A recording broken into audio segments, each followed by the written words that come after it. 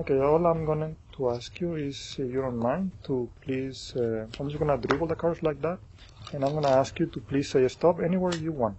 Okay, just go ahead. Right there. Now, one more time, you don't mind? Okay. And one last time, please. Okay. Now, keep in mind that you say stop right in this pile, in this one, this, and this.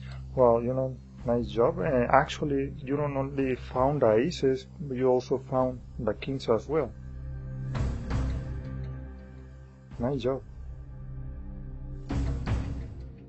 Okay, so the way this technique actually works, I try to keep the force card about 2/3 from the top. I try not to keep it in the middle.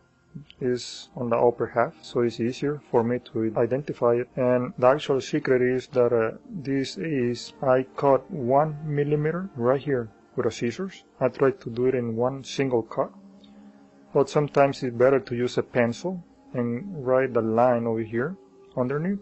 So I can do the cut and then erase everything, and then round the corners with a nail clipper, and that's about it. Now this is obviously with a card stream. You don't have to do that obviously, but I'm gonna explain that in right next. Now when you cut the card that is right in front of the ace, in this case the 7 of diamonds, then is the ace of spades, any card you want to force, is twice as stronger as any other normal card, because there is no way you can actually get a grip on this card, so it's gonna jump along with the 7 of diamonds, which is the card next to the ace. So that's easier to identify the force card when you dribble the cards.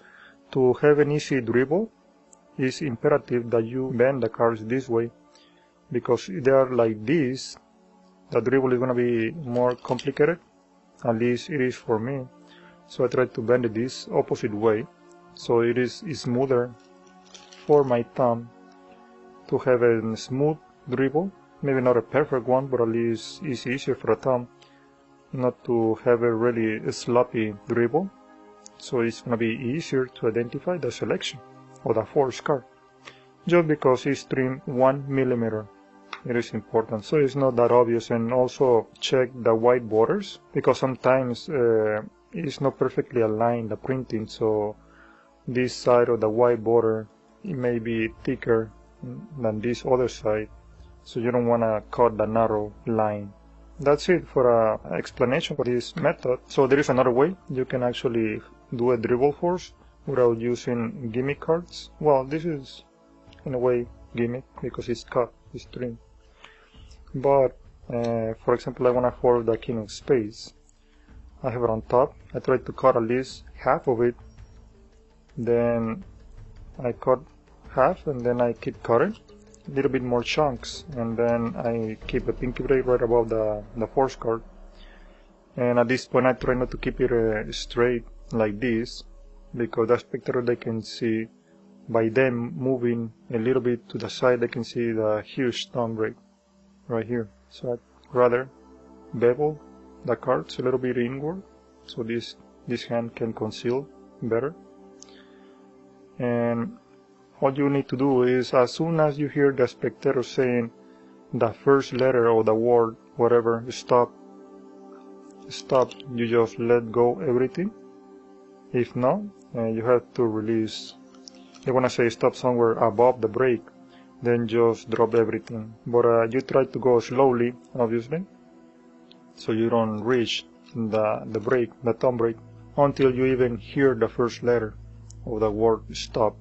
Over here, second, third, and fourth finger covering in the front, so they don't see any pinky break. Sometimes when you keep the break in the back, they can see a little line or gap separation in the front, so you can cover in the front anyway, just in case. They say stop, let go everything with a thumb, and you can just force or give this card away. And that's a nice easy method, you know, to force any card. So going back to the first performance that I did, it was using the trim method. Obviously all the aces are cut 1 millimeter.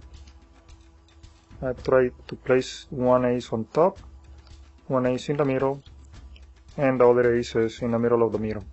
Okay, just equally separated. And over here I have the ace of hearts. I try to place the king of hearts. And right next, I want to place another king over here. I have the ace of spades, and right above the ace there is another king. Then I'm going to place another king over here. I just want to make sure the ace of diamonds. Then I'm going to use the king of diamonds right above the ace. And the last king right next to the next ace. So when the spectator says stop, I stop in the middle, obviously. Stop right here. I cut and I leave it on the table. And because using the same trimming method, I can go straight to the short card, which is an ace. You can feel it. You cut over here. Once again, they say stop. They stop right in the ace. There is a king right underneath, right next. And they cut an niche in every ace. And because of the setup, they also found the kings. And that's it.